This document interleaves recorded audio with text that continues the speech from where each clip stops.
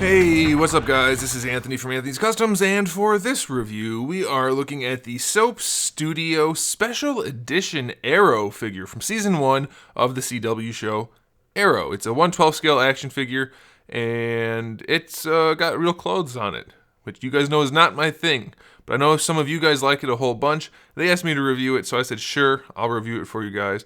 And honestly, they're not bad figures. They're not my personal preference, but that doesn't affect if they're good or bad. So we have plenty of stuff to talk about. So let's go ahead and get him off the stand and take a closer look. This guy stands just about 17 centimeters, almost exactly, which makes him just about 6.5 inches. Pretty close to that, which makes him pretty darn close to 1/12 scale.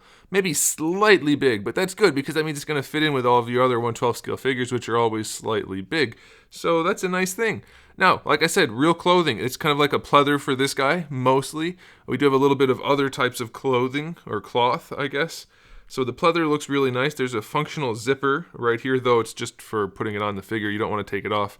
There's nothing underneath, but kind of a sculpted body. Not really, though.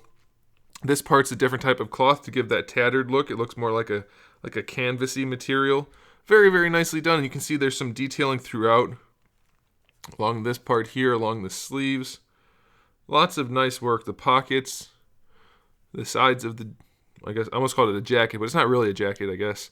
Just lots of nice detail work. Very, very well executed. The pants have a line work going down the side and then around the knee area. We have our little pouch here, which is a functional pouch. These are 3 arrows that are accessories.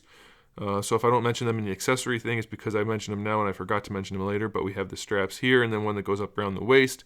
We have this here, which is another technical accessory, but we're going to just talk about it now, which is his quiver. This is plastic, but it has 2 different types of cloth for the straps, which makes it look like it does in the show. So you have the dangling bit, this piece here, and then another one up here. Very, very nicely done. And then we have the cloth hood, which matches this piece down here. And it does have a wire in it, so if you want to put it up over his head, you can. And you can shape it to fit properly. I'm not going to spend a lot of time on it right now for the sake of the review, but you can bend the hood to make it fit more properly. And I know it's sticking up kind of a lot, but that's because he has hair under there. But it actually does stick up kind of a lot in the show anyway, so it's not a big deal. But if I was you, I would definitely not use the hood. I would just leave it down. But they did a good job with it. I mean, as good as they can. It is a tiny figure with unrealistically scaled cloth because you just can't get it accurate. And, you know, he's got real hair, so they did as good as they can, as well as they can, so I think that's okay. Now, let's go ahead and talk about the accessories. We did mention the arrows in the quiver, so we'll leave those aside. We have 2 different heads. We have the normal head, which is unpainted for the eyes. It just looks like a regular Oliver Queen. The sculpt is okay, and the paint is only okay. On mine, at least, the beard is kind of misaligned. It's a lot less noticeable once it's actually on the figure, but when it's just sitting there, the beard looks really weird, and it's not the best likeness. Now, the head with the painted eyes, it does look a whole lot more like him. It's probably the same sculpt, but the paint job makes it look a lot better.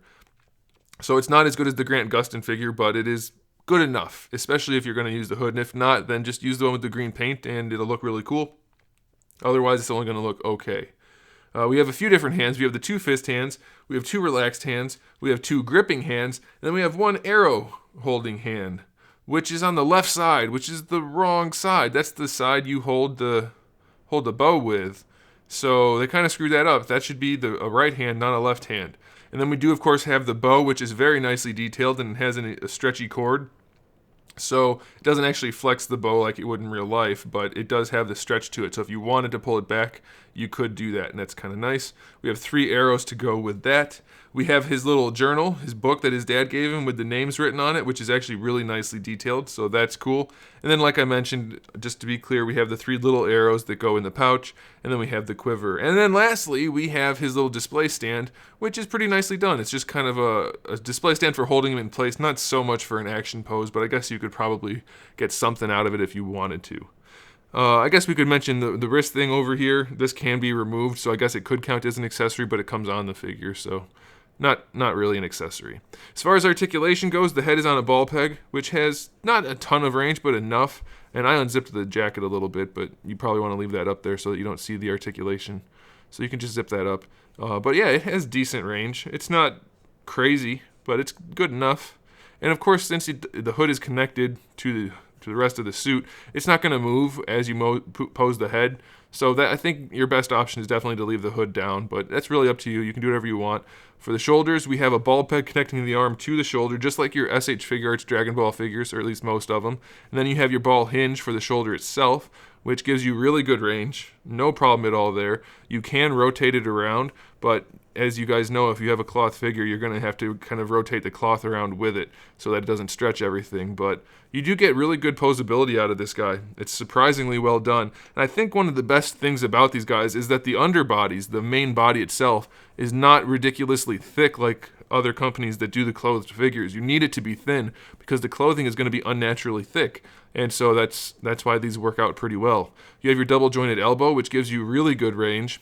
Very, very nicely done. On this side, you can't tell that it pulls away from the wrist at all. On this side, it's a little more noticeable. If you don't mess with it a lot, it's really noticeable. But it is just a black undersuit, so it's not great. But there's nothing you can really do to avoid that other than making the cloth really extra long, and you can't do that. So it is what it is. You guys, if you collect these kind of figures, you know. The wrists are just ball pegs, so not a whole lot of posability there. Their torso has a ball peg, maybe a double, I can't say for sure, at the top and at the bottom. So lower torso, upper torso, really good posability, considering it could be really bad. I think it's just fine, no problems at all. Really good range, and then of course you do have your rotation too, so that's good.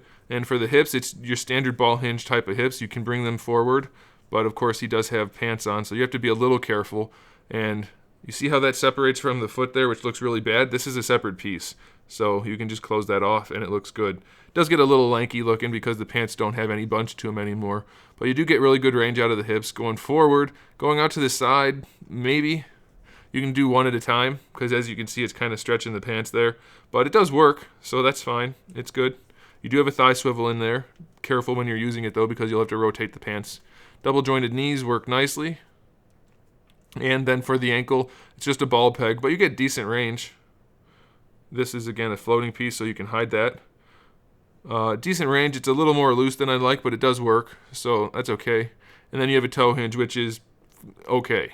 So ultimately, is it the best figure in the world? Definitely not. Is it the best clothed Arrow figure? For sure. Well, it's the only one, at least that I'm familiar with. But I think that they're pretty well done. Again, they're not my cup of tea, but I think for those of you that collect these type of things, from what I can tell, they're really well done. They're not perfect, but overall really, really good. So if you want an Arrow figure and you like the clothing on the figures, I would say this is a no-brainer. I think you're going to like it for the most part. And even if I'm wrong, I've given you the information so that you can decide for yourself.